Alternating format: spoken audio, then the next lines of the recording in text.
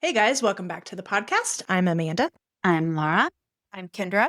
And we do need to include a trigger warning with today's episode. We are interviewing the lovely Dr. Andrea Palmer. She is the widow of Dr. Blake Palmer, a beloved surgeon who died by suicide in 2022. I'm going to go ahead and tell you that I have already messed this up so many times, just stuck in old ways of doing things. When I was communicating with Dr. Palmer, I said committed suicide several times, and that is no longer the best way to refer to things because words do matter. Committed sounds like an intentional criminal act. That is not what we're talking about today. So the appropriate phraseology is died of or died by suicide. I was just reflecting after I've already messed this up 100 times.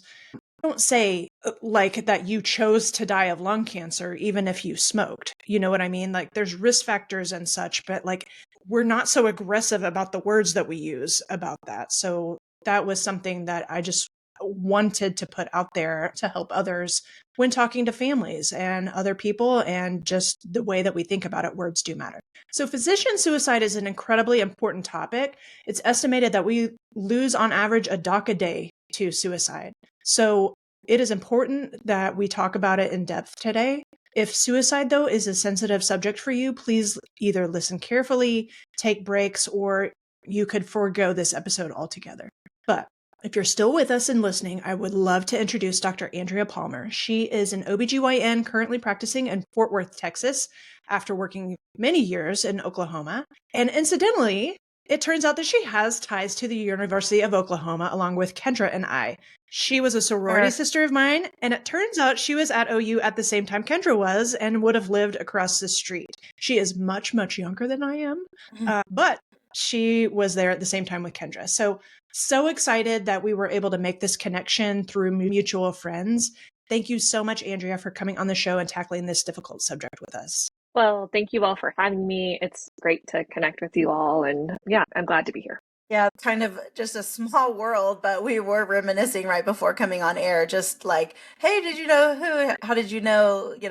I was there too, all these things. But just to reiterate what a community we have as physicians, as, even practicing in this kind of 4-state region, but just interesting how, I don't know, even call the universe or the Lord just directs us into this tight-knit community. And that's what we're here for too, is just to reiterate how important support is and community is in our profession. And we will just reiterate it in this podcast episode again, how amazing the ties that we have, the connections that we have, and how we're just here to lift each other up and support each other. So thank you, Andrea, again, from the bottom of my heart for being here. And why don't you tell our audience a little bit about you? How can they know you better? Yeah, so like Amanda said, I call myself a recovering obstetrician now. I stopped delivering babies just over a year ago. So I'm a GYN only gynecologist now. Congratulations. Thank you. The sleep has been amazing. So happy for you. I bet. Yeah, I've not felt this good in 15 years. So I have a 15, almost 16-year-old daughter and a 12-and-a-half-year-old son, who are just two of the smartest, most amazing, resilient, fabulous little people that you will ever meet. They're not so little anymore. They're big people, but just they are the reason for me to keep going and getting out of bed every day. I am a dog mom to two standard poodles who have been the best therapy dogs in the wake of losing Blake. And I am a fierce advocate for physician mental health and suicide awareness, as well as for reproductive rights. I do a lot of work in advocacy for that topic here in the state of Texas and beyond. So those are kind of the things that are important to me and speak to me at this point in my life and my career.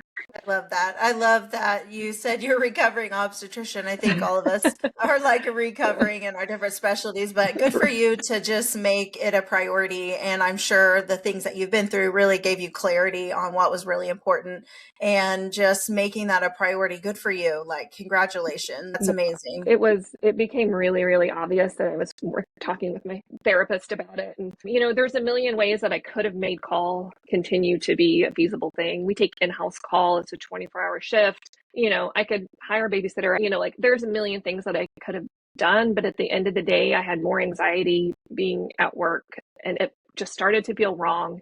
And my therapist was like, I think you know the answer. I'm like, I really think I do. Like that's, it's just, losing a spouse will take your tolerance of, can we cuss on this podcast? Okay, your Sure, bullshit tolerance that goes down to nothing. And so putting up with things, it wasn't making me happy. It wasn't serving me. I felt like I needed to be here with my kids. So it was a really great decision for me. Yeah. It's amazing. Yeah. We talk about self-integrity all the time. And I mean, you just spelled it out right there. For anyone who wasn't clear on what we talk about by staying in integrity with yourself, good for you. That's exactly what we talk about. But also permission to have different phases of your career. Like, I think we need to normalize that a little bit. Yeah. So for sure. Yeah. Well, we would love to hear about your early days of your love story with Blake and how the family came about. And so share all the lovely details. So Blake and I met the first day of medical school at the University of Oklahoma. So back in the day, they put us in mods. I don't know if they still do that or not, but we were in mod 230 together.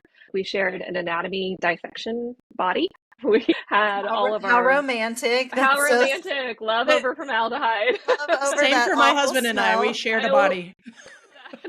Ben and I too. What is this about anatomy and corpses? I don't know. Just the intense amount of time you spend, with the people in your class. It's just, they become like family. And so there were, a handful of us that kind of studied in a group together. And actually JB Foshi, who Kendra, you probably know, she was in our mod too. And so Blake and I would study together all the time. And eventually she was like, I'm the third wheel here. I think she's comfortable with that, though. I can see JB being completely fine. So we officially kind of became a couple after test block ended our first semester, so over Christmas break.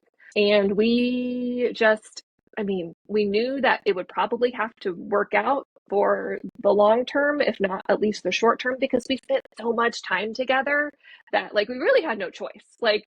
Even if we broke up, we were not going to not have to see each other. And so we got engaged our fourth year of med school. We got married the weekend after graduation and started our intern years together. Blake, when we both started medical school, we kind of both thought that we might end up doing general surgery.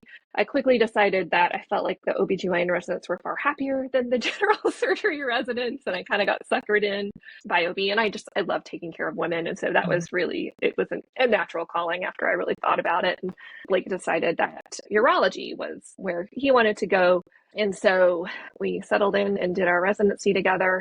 We had our oldest, my chief year, so his fourth year in April before residency ended in the summer. And I went into private practice.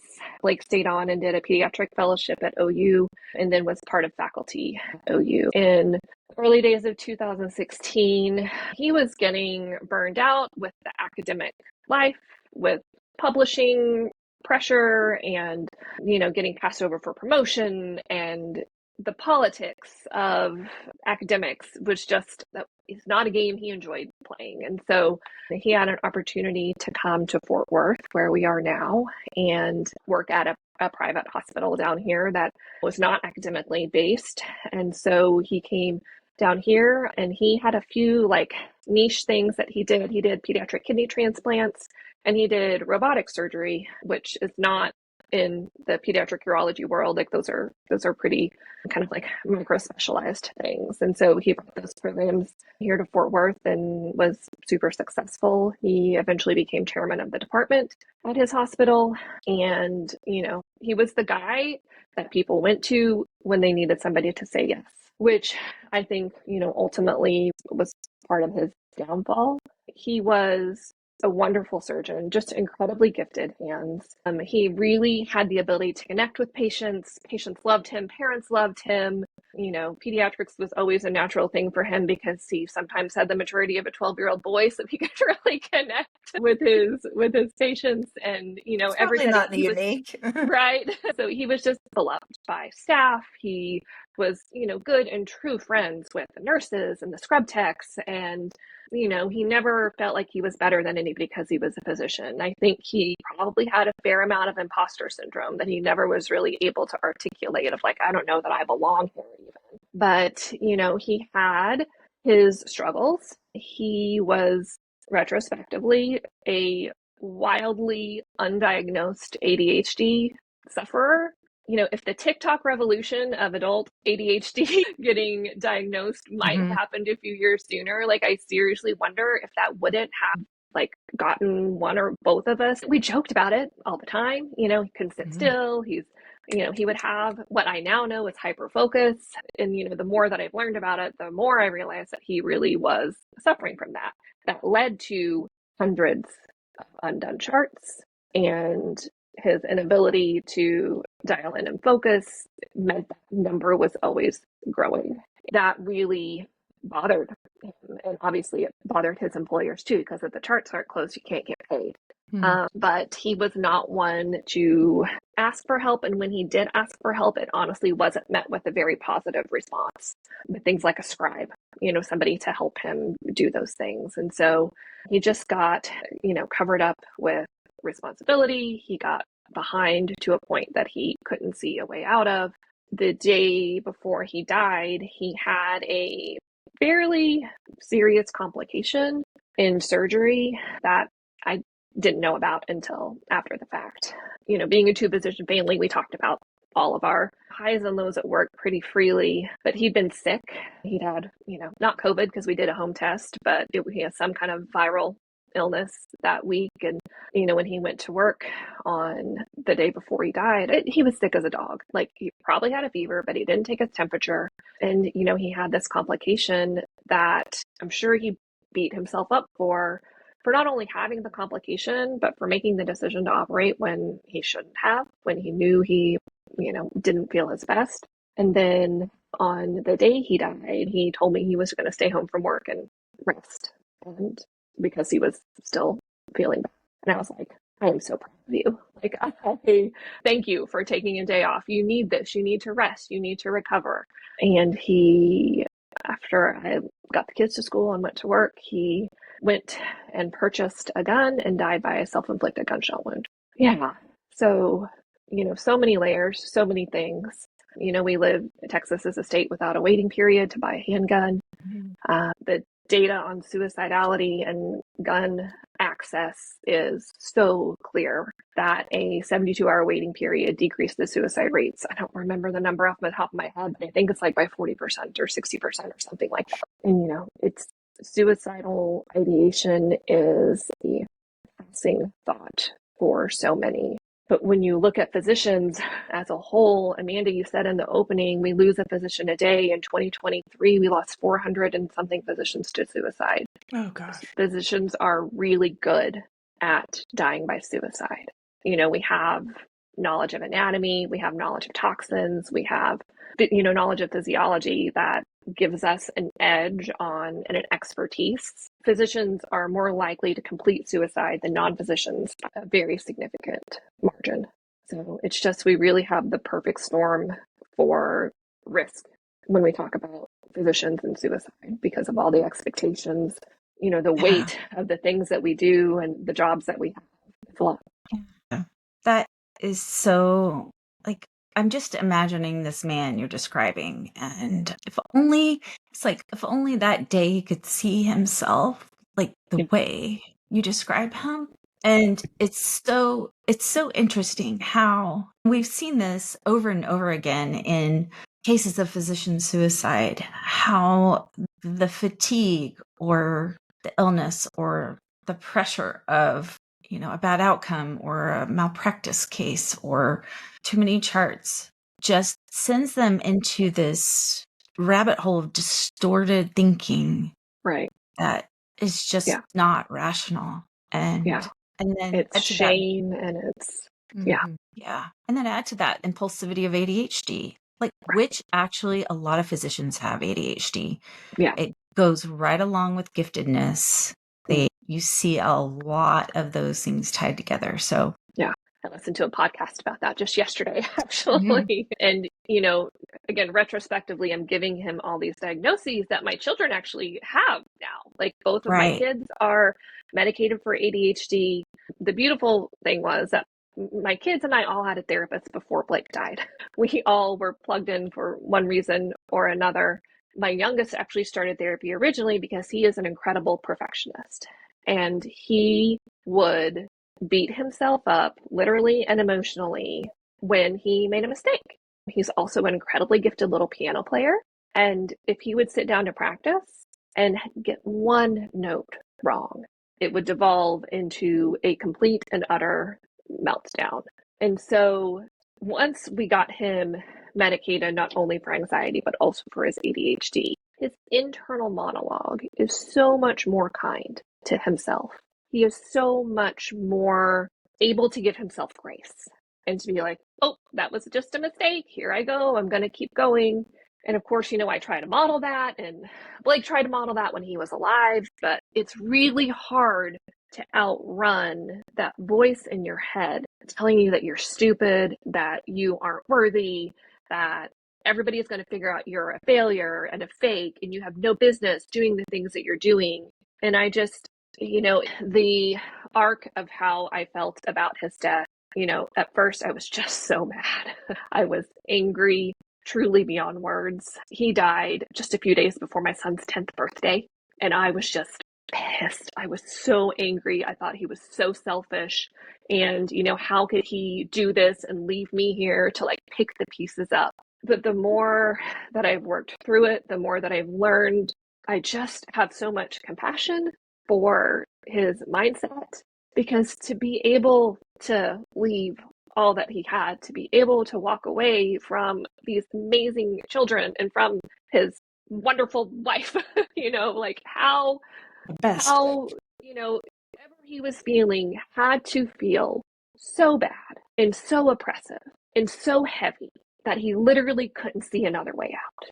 And so I still get pissed sometimes. I still get mad, but I spend a lot more time now feeling compassion towards him and just feeling sad, that trying to even imagine the way that he felt when he died. It just breaks my heart. Yeah, thank you, Andrea, for being so authentic, though, in how you felt.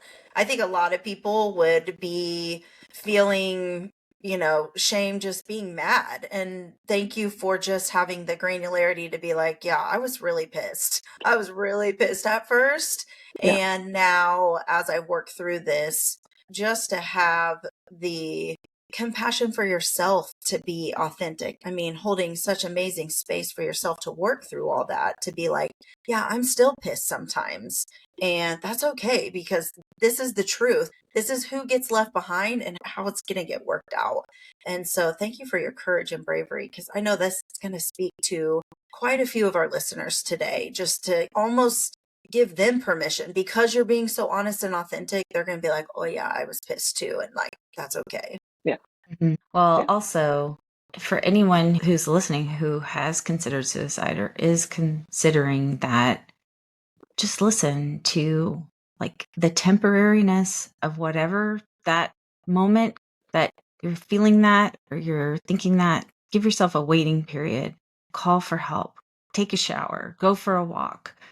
Eat some food. Take a nap. There's so many things you need to do before you make a decision that can't be taken back and that has unimaginable consequences for the people left behind. I've done a lot of therapy, but part of it has been a therapy framework called internal family systems. Mm-hmm. And if you know anything about IFS, it's all about our parts, right? And Yes. suicidal ideation is just a part. That's the other thing I want people to remember if they're having these thoughts. It's just a part of you that feels this way. And sometimes it gets very loud and sometimes it gets very big, and it's just trying to put out the fire. It is trying to protect you, but it is not acting in a rational way, and it's probably not acting in alignment with your values. And if you can remember that it's just a part and try to get a little space from it, try to figure out what it's scared of, try to figure out why it feels the way that it feels, give you some clarity on other options for managing the very intense feelings that it's trying to shield you from. Yeah. And it's probably literally a part of your brain. It's probably literally coming from your left amygdala. We talk about that with our clients and in our course a lot. That inner critic is not true. It's not actually you. It's your brain in a twisted way, trying to keep you safe from rejection. And Mhm. so it's important to not believe the false narrative that it presents. Yeah. So the day that he died, how did you find out? So in Fort Worth, we have a hospital kind of district. So we have my hospital, we have the children's hospital, and then the other like tertiary care facility. Chose to die essentially in front of the ER at that hospital, where one of our good friends and his roommate from medical school is actually the director of the. So he was actually not at work. He and his family were in Disney World, of all places, but they called him. He had on scrubs and he had on his badge from work. And so he was very easy to identify. And they had called my friend Vish and said, one of the pediatric urologists has killed himself in front of the emergency room. And so his wife actually texted me. She's like, is Blake okay? And I'm like, he's homesick. Why? And Why do you think he didn't reach out for help? I think he was ashamed. I think he had gone so far into like spiraling into, I don't think he thought he deserved help. I think he truly thought that he wasn't good enough to receive it. I think that he was just completely lost in that negative self image that I don't think that he thought that he deserved to get help or that he could be helped. So heartbreaking.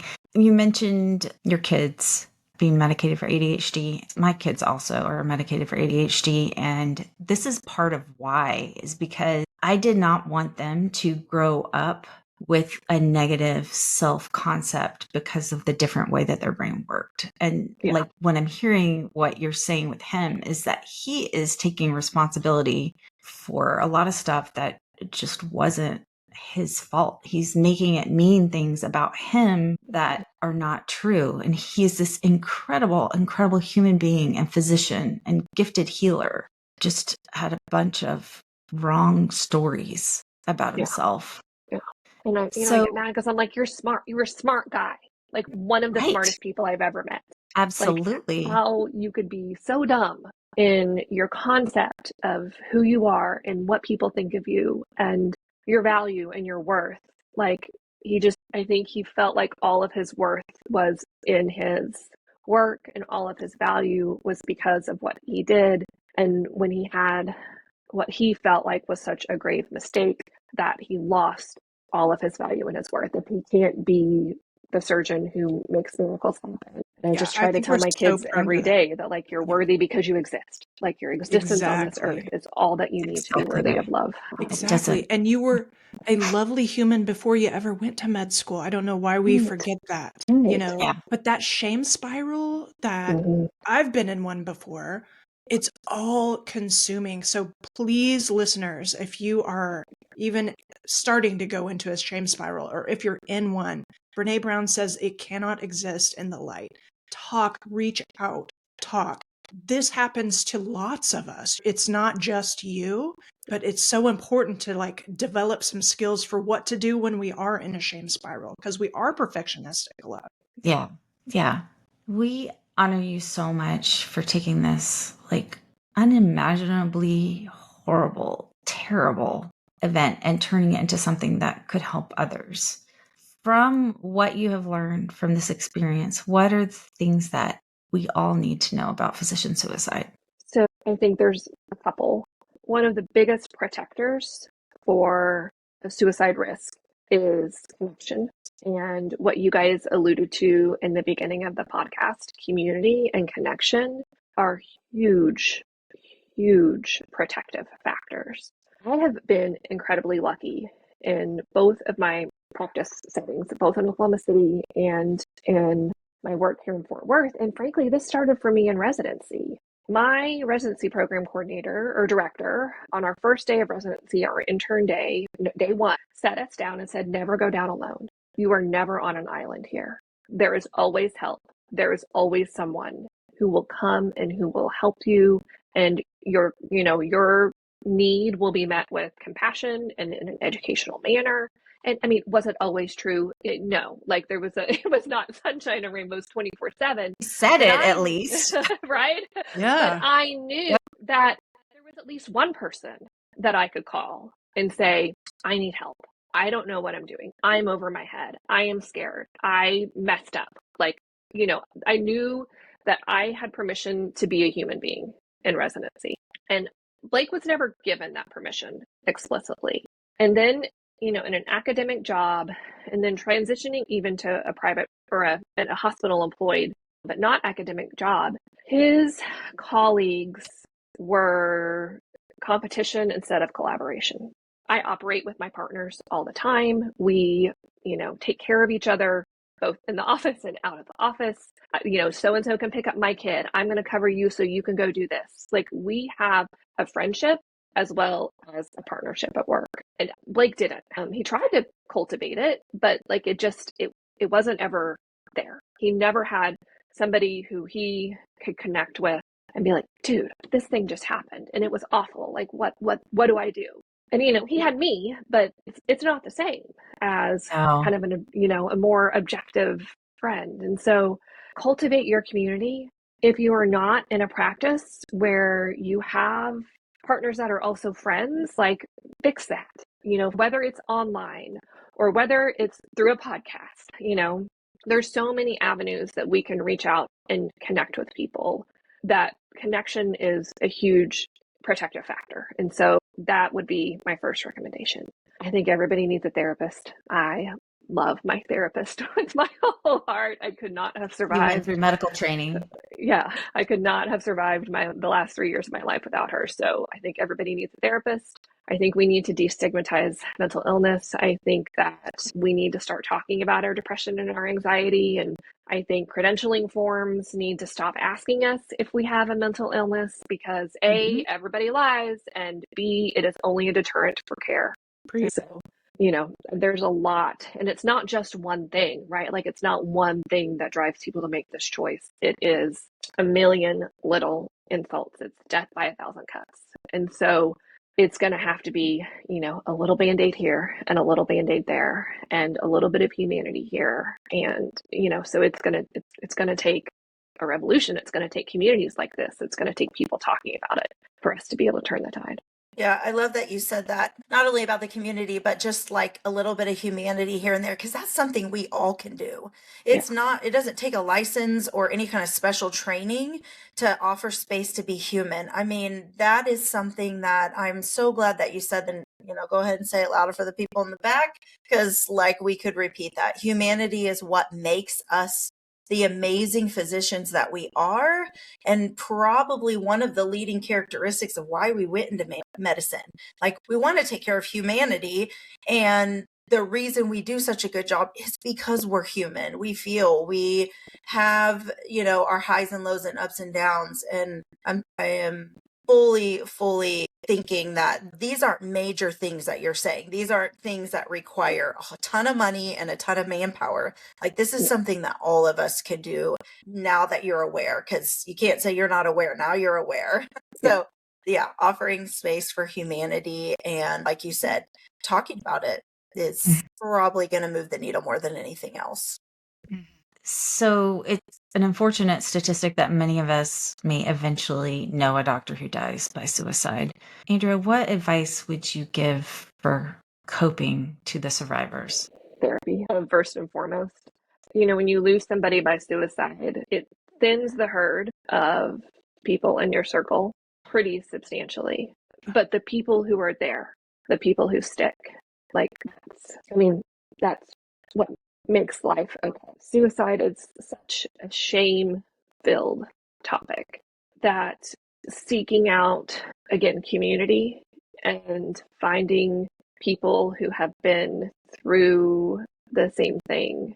At first I thought misery loves company, but it just turns out there's beauty in being seen, and there's beauty in being known, and there's beauty in a kinship to having felt the same feelings and gone through the same situations.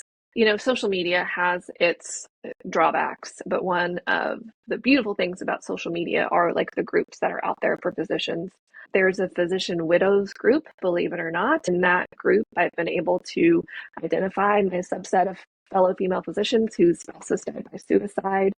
I've formed friendships with women I've never met in real life. There's some of us who are taking a trip this fall. It's all about community, I think. It's about connection and getting connected to people who don't hold shame for that situation, but can hold compassion for you, I think has been really, really powerful.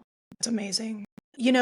I wish that you were the first person that we have ever met that lost an incredibly close loved one to suicide, but it's given the numbers, it's not the case. We spoke with another Dr. Michelle Chestovich, who lost her. Same story, just incredible radiologist sister, Gretchen, to suicide. And in her situation, themes included like sleep deprivation, being short-staffed and working more than she should have, not wanting to let anyone down. And you would think that the day after she died by suicide, the hospital would have shut down. I mean, that's what it feels like should happen. But no, the hospital just kept on rolling. What was it like with Blake's work? I'm seeing a face. Yeah. I think I know what you're going to say. Yeah. So the date, like when he died and we figured this all out, I went to the other hospital where he had died in front of, and they took me into like one of the workrooms at the ER, and the chaplain came and the police came and, answering all these questions, and his hospital administrator showed up, and my frustration and my disdain for their administration had like predated his death. And I just said, I don't want them here right now. Like, this is not the time or the place for them to like approach me. I got one phone call from them 2 days after he died, letting us know we'd be off our health insurance in 6 days. Oh my word. And then I got a second phone call about a month later saying that, oops, they had paid him and they were going to need their money back. You have got to be kidding. And that is the only significant contact I've had from them.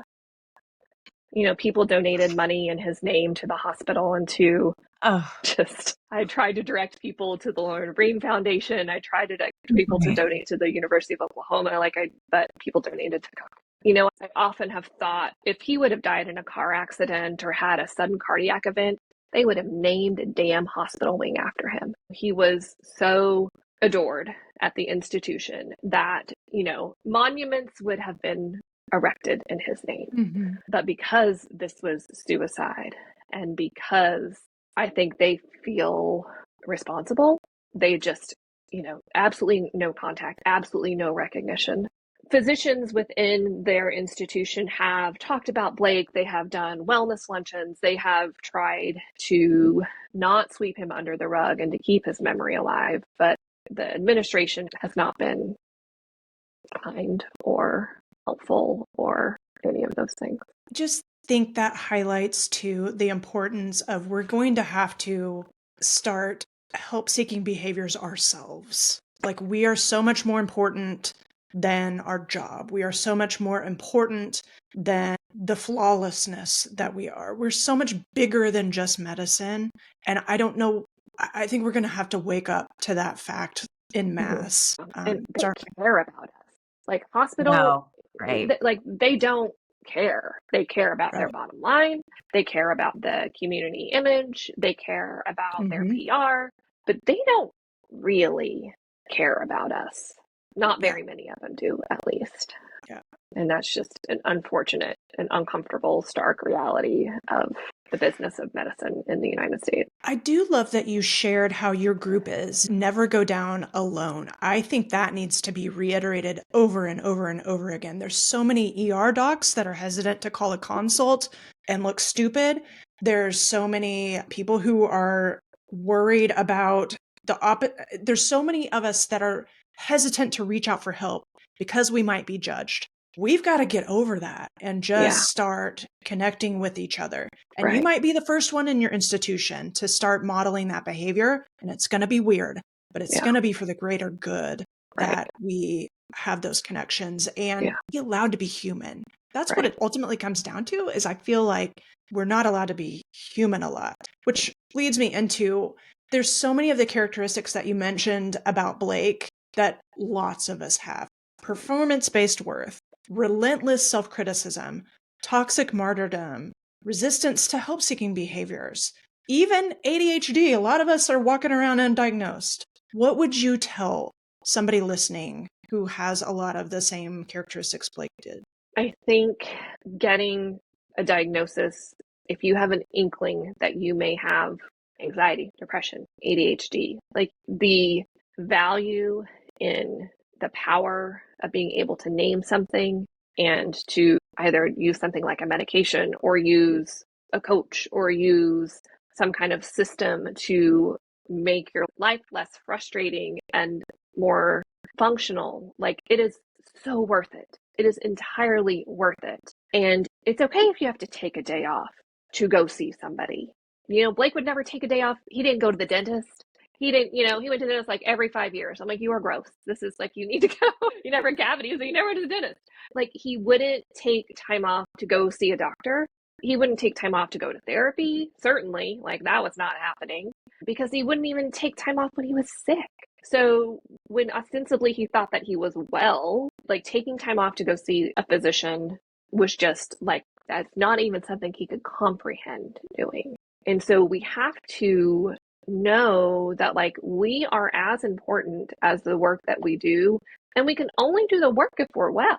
Like, we can't sustain, like, pick your analogy, but like, you can't run off an empty tank. You can't pour from an empty cup. Like, whatever you want to do, you have to take care of yourself. And we didn't learn that in medical school. We didn't really learn it in residency. And I think, again, there's a revolution that's starting, that people are starting to realize that's like, and not like self-care, like go take a bubble bath, but like really, truly taking care of yourself is important. Physical activity is important. Getting an annual physical is important. Sleep. Yeah. I mean, all of these things. Yeah, because now we have two examples. Gretchen's hospital didn't shut down when she was unfortunately not able to show up ever again for her work. It's the same with Blake. Yeah. Why we think that we can't take a day off to go take care of ourselves is not based in reality. Right. Because they clearly don't take a day off for us. So, yeah. Exactly. Yeah. No. And Andrea, I can't imagine the feeling of betrayal you must have felt when they're calling you. Like, how dare they call and tell you you're going to be off your health insurance in 6 days? Yeah. There were some bombs dropped to the poor person who was not, it was not their decision. It wasn't their fault. They were only the messenger. And I was completely, I did not hold my tongue with the ire that came of my mouth. I just was like, are you kidding me? Like, this is the phone call I get from you guys. This is what you, like, after all that he gave, after all that he sacrificed, you have no health insurance in 6 days. That's the message you're sending me. I mean, it's just, I was. And you're allowed. And It's- sounds please. Yeah, it exactly. was fully retributed. So, you're allowed. And I mean, I'm sure anyone is relating to that. Like, if that's all you did was F-bombs, like, I think you're out of the game. Gosh. Well, thank you so much for sharing your story. If somebody wanted to reach out and learn more about you, is there a way to do that? Yeah. So my professional Instagram is at Phenom Andrea, Fenom. That's the name of our practice, Andrea. And you can put my email in if you have like show notes or whatever, but it's AndreaBPalmer@gmail.com. My work email is encrypted and a big old pain in the butt. So just hit me up on my Gmail if you need anything. Cool. Well, are there any closing thoughts before we wrap it up? Well, thank you guys. Thank you for making this topic important enough to talk about again for you all. Thank you for allowing me to tell Blake's story. It's kind of my way of being able to keep him alive and in the conversation and make his life and his death more than about his death. And yeah, for anybody out there who's having thoughts of suicide, just know that all the things we said earlier, these are temporary and it's just a part of you, and there's help to be had. 988 is the National Suicide Hotline. You can call, you can text 24/7. and getting the help is worth it. Yeah, that's amazing. Thank you, Andrea. I echo and just really applaud you for your bravery and courage. It is not easy to be the one in the aftermath and having to, make, like you said, beauty from ashes. I mean, not only are you, advocating for things that align with your values, which is an amazing example to all of us, but just being brave enough to talk about it, to make it known, and to also offer up, the authenticity of what it looks like to go through something like this. So like we said, if someone was even thinking about it, feeling in the depths of despair or hopelessness, there are very, very close and quick avenues of help. And even if you don't feel validated in the moment that you should be feeling this way, reach out. Do it anyways. Like, just get an inkling of courage. If you've heard anything from Andrea today, just take that step. Even if it's an unfamiliar place for you to be, just reach out. And we know, just like she said, 988, there's a free confidential physician support line that we actually are very happy to support financially. We believe in it. The physician support line was set up 4 years ago. They're celebrating a birthday on Doctor's Day, and a shout out to all of our doctors that we're celebrating this week. But that is there on purpose because we cannot tolerate the suffering of our colleagues. And just like Andrea said, community is the thing that will create the closeness, the camaraderie, the support that we need within specialties, but across our profession. So that physician support line, if you're not familiar, is on the socials, but the number is 1-888-409-0141. And just like we talked about the National Suicide and Crisis Lifeline, you can call or text 988. And, from the bottom of our hearts, and we say this at the close of every podcast, you're so much more than your job. We see you. We do see you. You are seen. We hear you, and you're very worth it. So thank you for joining us today for this delicate subject, but we do know that it is that important to us to get the word out and to talk about it as much as possible. So like Andrea said, it is normalized. It's just a thing. Like, you're a good physician, and who's your therapist, right? And if you're feeling, maybe not necessarily suicidal or that hopeless or in despair, but you are feeling overworked, unappreciated, overwhelmed, fried. We always talk about being deeply crispy fried in the dumpster fire. Know that we at The Whole Physician are here. Please use the link in the show notes to schedule a free wellness coaching session. This is a one-on-one session with another physician that, trust me, has been there, done that. And we offer this safe space for the vulnerability that you may not have ever experienced or even knew about until now. So please click the link in the show notes, and we'd love to meet with you. And as always, you are whole. You are a gift to medicine, truly, and the work you do matters. See you next time.